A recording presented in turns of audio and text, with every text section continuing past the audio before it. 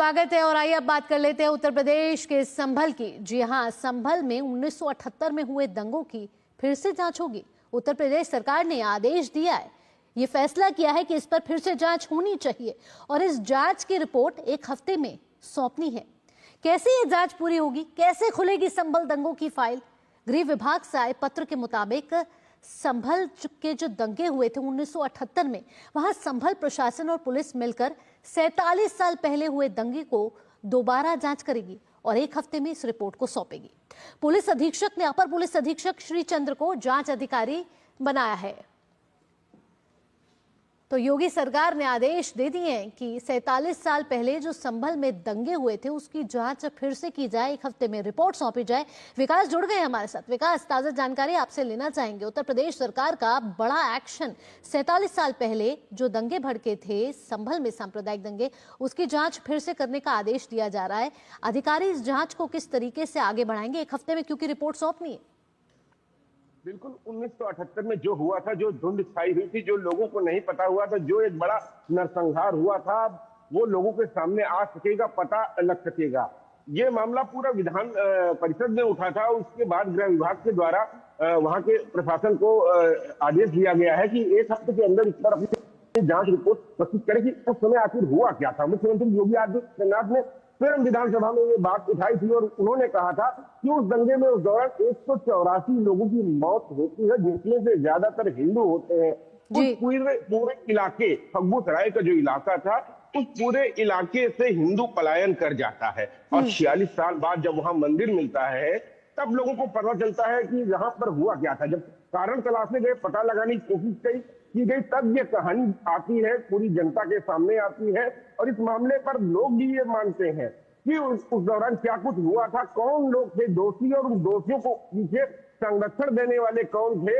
इन सब चीजों का पता लगना बहुत आवश्यक होता है, क्योंकि अगर हम अपने इतिहास को नहीं जानेंगे तो भविष्य की इबारत कैसे लिखेंगे। तो इसके मद्देनजर जो सरकार का ये फैसला है, गृह विभाग की तरफ से जो निर्देश जारी किए गए हैं, जांच कमेटी भी बना दी गई है, वहां के एडिशनल एसपी की जांच करेंगे और 1 सप्ताह के अंदर क्या कुछ उस प्रकरण में कार्रवाई की गई थी, क्या कानूनी कार्रवाई जो हुई थी, उसके पीछे जो पुलिस महकमा था, किस तरीके से फोर्स ने उसकी पैरवी की और पैरवी नहीं की, तो उन सब तथ्यों के पीछे क्या कुछ कारण थे, इन सब कारणों को अब शायद पता लग सकेगा इसके बाद। और उसके बाद जनता भी जान सकेगी कि आखिर क्या वो सच था जब उस पूरे इलाके से 184 लोगों का नरसंहार होता है, वहां पर हाथ पैर काट दिए जाते हैं, गले में टायर जलाकर हिंदुओं को जलाया जाता है।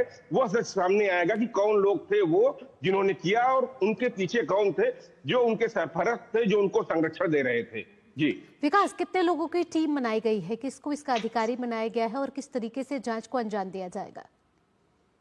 एडिशनल एसपी इस जांच को लीड करेंगे, इसके साथ में एसपी हैं और ये पूरी जांच 1 सप्ताह के अंदर दी जाएगी। इस जांच रिपोर्ट के आधार पर आगे की कार्रवाई गृह विभाग तय करेगा कि आखिर कैसे इस मामले में आगे क्या किया जा सकता है, क्योंकि अभी वो सारे तथ्य खुलकर सामने आए ही नहीं है कि उस मुकदमे में, जो मुकदमा चला था 1978 का, उसमें कौन कौन से दोषी करार दिए गए थे या नहीं दिए गए थे, वो आखिर फाइल क्यों बंद हो गई।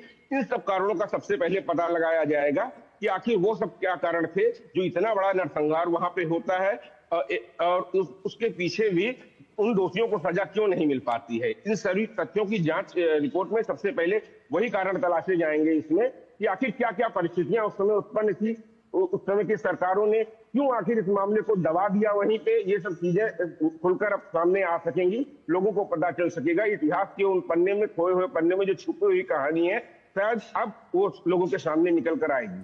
बिल्कुल विकास, इतिहास के पन्नों में जो बंद छुपी हुई वो कहानी है, वो परत बाय परत सामने आने वाली है। 169 मामले दर्ज हैं विकास, क्या सारी फाइलें खुलेंगी? क्या एक एक फाइल को पढ़कर देखा जाएगा कि क्या मुकदमे हैं, क्या क्या दलीलें पेश की गई थी?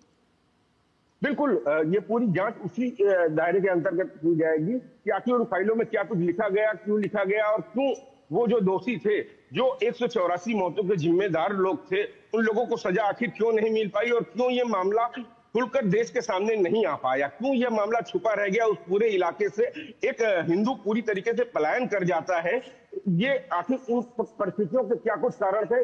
उन सब कारणों को तलाशने की कोशिश एक शुरुआत महज की गई है। इन सब चीजों को निकल आने के बाद, जांच आने के बाद आगे की जो कार्रवाई होगी, लेकिन ये सारे कारण जरूर लोगों को पता चल जाएंगे कि आखिर वो परिस्थितियां वहां क्यों बनी, उसके पीछे क्या कारण थे और कौन कौन से लोग थे जो उनको संरक्षण दे रहे थे।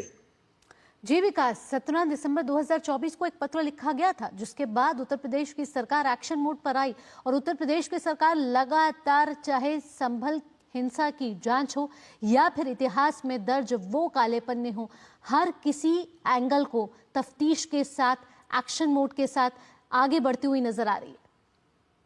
जी बिल्कुल, सरकार एक्शन पे नजर आ रही है, प्रशासन एक्शन पे नजर आ रहा है। 24 नवंबर को जो एक घटना हुई थी उस पर सरकार एक्शन में है। 52 लोगों की गिरफ्तारी की जा चुकी है।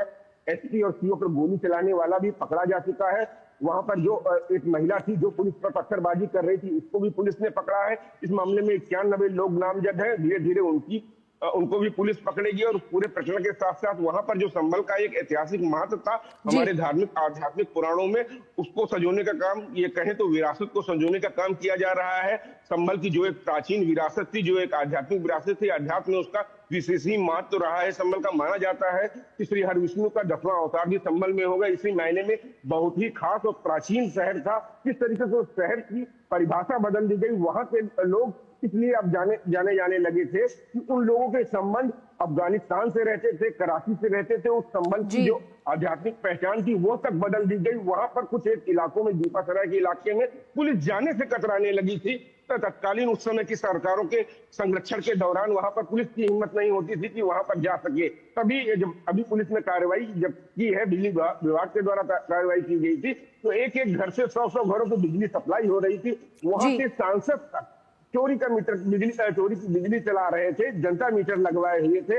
1,91,00,000 की प्लांटिंग उनके ऊपर लगती है। तो आप समझ सकते हैं उस पूरे इलाके में किस तरीके से क्या कुछ चल रहा था। इन सभी चीजों पर सरकार भी सख्त है, वहां का प्रशासन अब कार्रवाई करना शुरू कर दिया है। धीरे धीरे सभी मामले आगे बढ़ रहे हैं। चाहे इतिहास संजोने की बात हो, रानी की बावली की बात हो, वहां पर खुदाई की गई है।